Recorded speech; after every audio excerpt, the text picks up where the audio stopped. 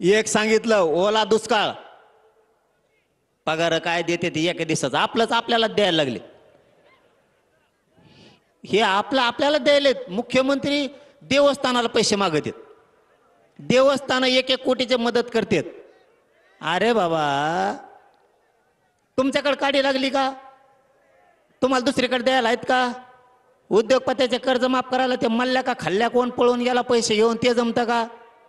मग अशा गोष्टी करताना विचार करा. आपला पहिला मुद्दा घ्या, मुद्द्यावर येऊ. रे बस रे, मुद्द्यावर येऊ. तो का बिलाडील का देवेंद्र फडणवीस? तमुक टाक खाली तोंडातली. इतक्या लोकात तमुक खाल्ली होतो का? चाबरा जाऊ नाही रे. बर दिसून तरी द्यायचे नाही, कपारा कापारा ठेवायची. हे इथं पाटांगला ठुली. येणे मुंबईत असंच गाळ केलं मला. कोण कोण मला बाबा पहिले माहीत झालो ते रोडला बॅरिकेड लावायचं पळतं म्हणून. अवघड पट्टे ते, कुठं झेंडे ठोकेले, कुठं नाही कुंकडे नारळ काढले. पुन्हा मुंबई विखे साहेब म्हणले काही काम सांगा, फडणवीस म्हणले काही काम सांगा, पुन्हा मुंबईला येऊ नका. नारायणगडावर खोटं नाही बोलणार. ते म्हणले कवा मुंबईला मराठ्याला आणू नका, आणि जर आणलं तर तुम्ही सोबत येते, तुमचंच ऐकत येत. आणलं तर मात्र तुम्ही या. एक मुद्दा ओला दुष्काळ जाहीर करायला लावायचा. 2 70,000 रुपये हेक्टरी घ्यायचे. 3 ज्याचे शेत रोडच्या नदीच्या कडीचे वाहून गेलेत पिकासहित 1,30,000. संपूर्ण कर्जमुक्ती, सुट्टी नाही, शेतकऱ्यांना मागे सरकायचं नाही, संपूर्ण कर्जमुक्ती. 5वा मुद्दा, ज्या शेतकऱ्यानं विदर्भातल्या, मराठवाड्यातल्या, खानदेशातल्या, पश्चिम महाराष्ट्रातल्या आणि महाराष्ट्रातल्या शेतकऱ्यांनी आत्महत्या केल्यात आत्तापर्यंत, 20 वर्षात आत्तापर्यंत आत्महत्या केलेल्या शेतकऱ्याच्या कुटुंबाला शासकीय नोकरी सरकारनं द्यायची. 6वा मुद्दा, शेतीला हमी भाव घ्यायचा, त्याच्याशिवाय आंदोलन थांबवायचं नाही. काहीच गरज नाही कोणाची. आपल्याला जर हमी भाव दिला तर काहीच गरज नाही कोणाची आत्महत्या होत नाही, काही नाही, काही नाही. फक्त आता शेतकऱ्यांना ताईट व्हायला सावध. 7वा मुद्दा, शेतीला नोकरीचा दर्जा द्या. तुम्हाला हे कळलंच नसेल आता हे काय ते.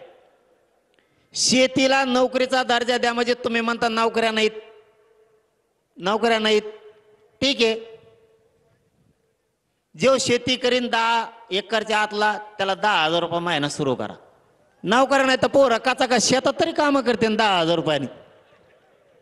शेतीला नोकरीचा दर्जा द्या. कोणाकोणाला नोकरी लागायचं 10,000 वर हात करा. अगं वा वा वा वा वा वा, अख्खी मग आहे का नाही चांगली मागणी आपली? शेतीला तुम्ही म्हणता नोकऱ्या नाहीत, शेती कशी ते पोरं नात तरी लागन पोरायला. शेतात काम करायचं त्या पगारामुळं. पोरं शेतात काम करीना, पोरं वावर ऐकायला लागलेत. आणि 7वा मुद्दा, शेत इकायचे नाही. शेत कोणी इकायचे नाही. आता हे जर दिवाळीपर्यंत केलं नाही, आता सांगितलेले 7 मुद्दे सरकारनं जर केले नाही, यात काही राहिला का आणखीन? आणि 3 ट्रिगर. 8वा मुद्दा, पीक विम्याला यांनी 3 ट्रिगर बसवले, ते ट्रिगर उठवायचे. पीक विमा सगळा द्यायचा. हे जर दिवाळीपर्यंत केलं नाही तर आपण एक काम करू. महाराष्ट्रातले सगळे शेतकरी एक तर धाराशिव जिल्हा किंवा बीड जिल्ह्याच्या बाउंड्रीवरती बैठकीला बोलू, किंवा जालना जिल्हा, संभाजीनगर, जळगाव, बुलढाण्याच्या मधी बाउंड्रीवर जर कुठं जागा असेल तर तिथं महाराष्ट्रातले सगळे बैठकीला बोलू. किंवा मग अहिल्यानगर, सोलापूर किंवा बीड जिल्ह्याच्या बाउंड्रीवरती एखादं गाव शोधून तिथं बैठकीला शेतकरी बोलू आणि किती तारखेला आंदोलन सुरू करायचं हे सांगू. आधी बैठक घेऊ आणि नंतर आंदोलन सुरू करू. शेतकऱ्याला न्याय देऊस तर मागं हटायचं नाही आणि 15 ते 1 महिन्याचा वेळ आपण सरकारला पुन्हा गॅजेटसाठी देतोय, त्याच्यानंतर नाही. आणि मुद्दा शेवटचा, जर सरकारनं गॅजेट हैदराबादचं सातारा संस्थांचं लागू केलं नाही आणि विशेष सांगायचं राहिलं खासदार छत्रपती शाहूजीराजे महाराज साहेबांना की मी परवा सरकारला बोललोय, सातारा संस्थान, औंध संस्थान आणि पुणे संस्थानचं जे गॅजेटियर घेतलंय त्याबरोबर खासदार साहेब महाराज शाहूराजे महाराज साहेब तुमच्यासाठी सांगतो की कोल्हापूरचं सुद्धा गॅजेटियर घ्यायचं सरकारनं कबूल केलंय. जर सरकारनं मराठवाड्यातल्या सगळ्या मराठ्यांना दिवाळीपर्यंत आरक्षणात नाही घातलं आणि आजपासून दिवाळीपर्यंत म्हणजे 1 महिनाभर किमान जर शेतकऱ्यांचे प्रश्न मार्गी नाही लावले तर जिल्हा परिषदला सरकारचं एकही सीट शेतकऱ्यांनी निवडून येऊ द्यायचं नाही.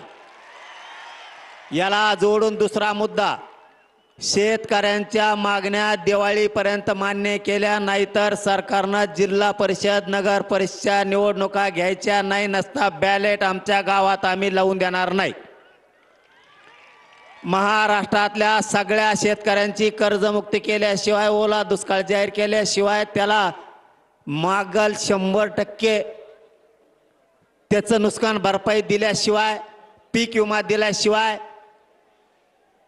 आम्ही निवडणुकीची तारीख घोषित करून देणार नाहीत. आणि तुम्ही जर केली तर मंत्र्यांना महाराष्ट्रात सभा घेऊ द्यायची नाही. ठरलं का? आणि गॅजेटचं सुद्धा सोयीला लागल, काळजी करू नका.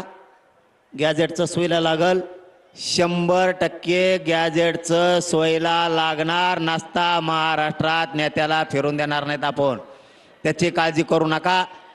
फक्त सगळ्यांनी अर्ज करा आणि दिल्लीला पण जायचंय, काळजी करू नका. दिल्लीला येणार का तुम्ही सगळे?